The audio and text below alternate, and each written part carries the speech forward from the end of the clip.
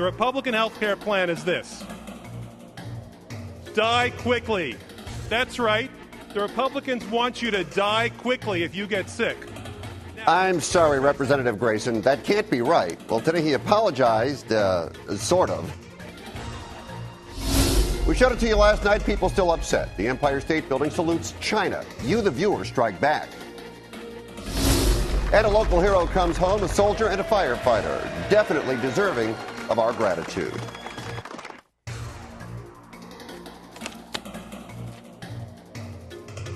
Hello again. Under the First Amendment, you have freedom of speech. You can say or write what you want. Here's one thing you can't write. Should the president be killed?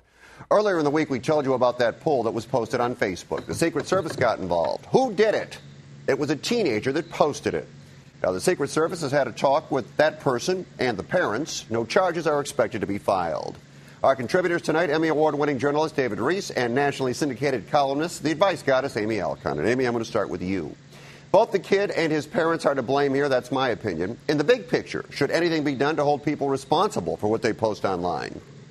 Well, yeah, sure. Regulation is needed, and it's that parents need to regulate their children. There's too little I'm my kid's mom and too much I'm my kid's suck-up who wants to be his best friend. That's the real problem here.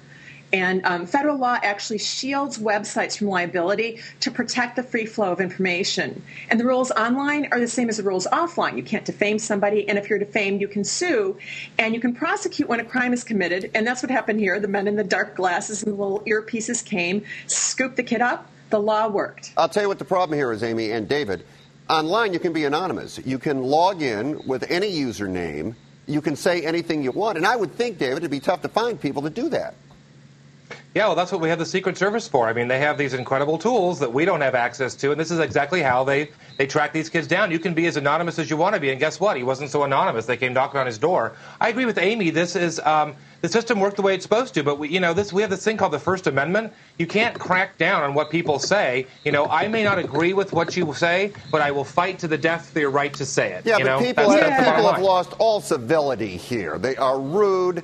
They can attack people online. And the thing about that, if somebody were to write something disparaging about David or Amy or myself online, that lives forever. True or not, it lives forever. And I got to tell you, that's wrong. It's just wrong.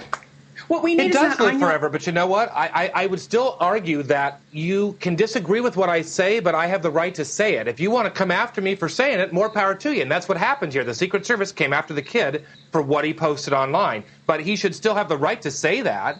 Amy, you want the last word on this? Yeah, he doesn't have a right to say that. It's against the law. But what we need is not online regulation, but we need to promote birth control for people who can't parent. I think it's a good point. Okay. Now, for years, the Nixon Library in Yorba Linda was privately funded. Now the taxpayers are picking up the costs, and some of those taxpayers are not pleased. In front of the library, I should say, are statues of world leaders that Nixon said made a difference. Included in that group, Chinese leaders like Mao Zedong. The response of some of the visitors, it's a perversion of American freedom. You don't put an anti-American symbol in a U.S. museum.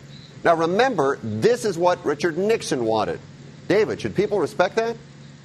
Yes, it's his library. I mean, that's part of the deal when you become a president, and then when you're a former president, you establish this library, and this was initially paid for by private funds. That's how these things work. Now it may be publicly funded, but this was his library. He raised funds for it. And, Richard Nixon, would love him or hate him, he's entitled to his opinion. These were people that he felt were of intrinsic value and were world leaders that he dealt with at the time when he was president. I don't see what the big deal is, and I would actually be more irritated if my money was going to take him down. Amy? Yeah, I agree with David. You explain on printed signs why Nixon wanted them there. And, it's actually really good that they're there. Erasing the faces behind communism won't remove the history, the 45 million people Mao had killed. And we need to remember history to keep it from repeating, not stow it in a closet. All right, let's move on to our next topic now. Let's move on. It seems like everybody is over budget, including the L.A. Department of Transportation. We're $23 million over budget. What to do? Quite frankly, they have no idea. So they're asking the people that ride the buses.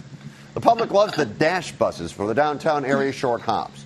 What if they had to cut those buses back? Currently, they cost 25 cents. Should they charge more? Officials say there needs to be significant cuts. Since they're asking for the public's input, Amy, what's your input? What are you going to do? Of course they should charge more. 25 cents for that price at Starbucks. They only let you sniff a latte. I mean, this is insane. People need to pay for what they're getting. But the real problem is that the access of the subway, it goes nowhere. If the subway came from the beach where I live to the downtown library, I'd be there every day. It should go to the airport. It's this useless thing. It's like the bridge to nowhere. It's a subway to nowhere.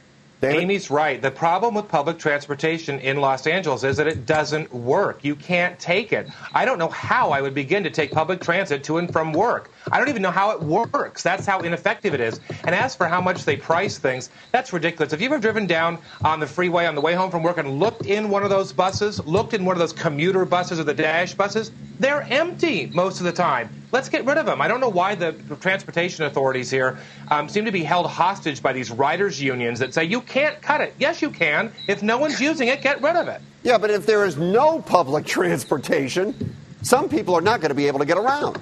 You know what? Actually, that's not true. People will arrange. They'll pay gypsy cab drivers. They'll share rides with friends. This is this ridiculous boondoggle. You know, these buses. I totally agree with David.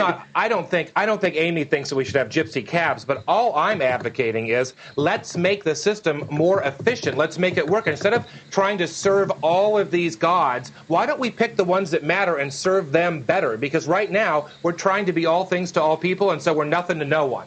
Yeah, but here's the issue. How do you get around an area this size without some sort of public transportation? And you're saying, you know, let's not serve everyone, but everybody has different needs. They all go different places. They need the buses. Well, you have subways down reasonable corridors like Wilshire and Venice Boulevard, and then you have buses that transfer. This is how it worked in New York when I lived there, you know, and it's granted a smaller area. But if you have these connectors, then that can work. And some people have to walk a little, but, you know, we cannot have, if you need to get places so intricately, you need to buy a car. Go up Mulholland, there's not going to be a bus. Yeah, that's true. And you brought up the dash buses earlier. As long as we're talking about the dash buses here, I'm serious. Look at those buses. They're empty almost all the time. Every time I see them, and I always think, you know, those are my tax dollars at work. You know, I have no problem helping to fund public transportation. I would just like it to actually work. Well, look at it like this, though, David. I mean, if you're on those dash buses and there are a few people on there, you're the only rider, it's like you have a chauffeur. And what's wrong with that? See? It's a good thing. Yeah, at public expense. That's the problem. You have a very, very expensive chauffeur. All right, let's move on here. Tomorrow is the day the International Olympic Committee will determine where the 2016 Summer Games will be held. The president is headed to Copenhagen to make a final pitch on behalf of Chicago. The First Lady and Oprah Winfrey are already there. Now, we know that the Olympics can do great things for a city on the world stage. We know what it does for the local economy. We know it costs an awful lot of money to stage them. At this point, word is Rio de Janeiro is the favorite going in. But the question, do you think it's important for the president to be there to swing the vote for the United States, David? Oh, why not? I mean, this is economic development. I mean, it's actually really, really important. It is a world stage event. And I was talking to someone today about the significance of having the Olympics there. And you know what? It's a huge economic boon to your community. And, you know, Chicago's his hometown. So you don't think that the Bushes would have been out there chomping at the bit to promote Texas when they were president? I mean, I think it's a great idea. I think this would be a big deal for America. And I think it's fine that the president's out there pushing it. No, this is terrible. Chicago is not his community. He was elected Mr. President, not Mr. PR dude of downtown Chicago.